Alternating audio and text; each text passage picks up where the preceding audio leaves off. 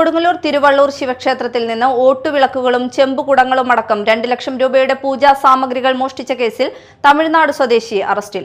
തമിഴ്നാട് മധുര തിരുമംഗലം ഹംസപുരം സ്വദേശി സെൽവകുമാറാണ് അറസ്റ്റിലായത്. മാളയിലെ ഒരു ആക്രിക്കടയിൽ നിന്ന് മോഷണ വസ്തുക്കൾ പോലീസ് വീണ്ടെടുത്തു. ശാസ്ത്രീയ അന്വേഷണത്തിനൊടുവിലാണ് പ്രതിയെ പോലീസ് പിടികൂടിയത്.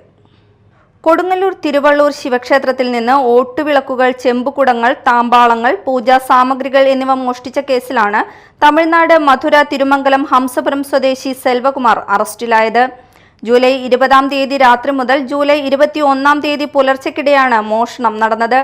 ക്ഷേത്ര കോമ്പൗണ്ടിൽ അതിക്രമിച്ചു കടന്ന പ്രതി ഉപദേവതകളുടെയും ശ്രീകോവിലിന്റെയും മുന്നിലുണ്ടായിരുന്ന ഓട്ടുവിളക്കുകളും ചുറ്റമ്പലത്തിനുള്ളിലെ താമ്പാളങ്ങളും ചെമ്പുകുടങ്ങളും മറ്റു പൂജാ സാമഗ്രികളും മോഷ്ടിച്ചെന്നാണ് പോലീസ് പറയുന്നത്.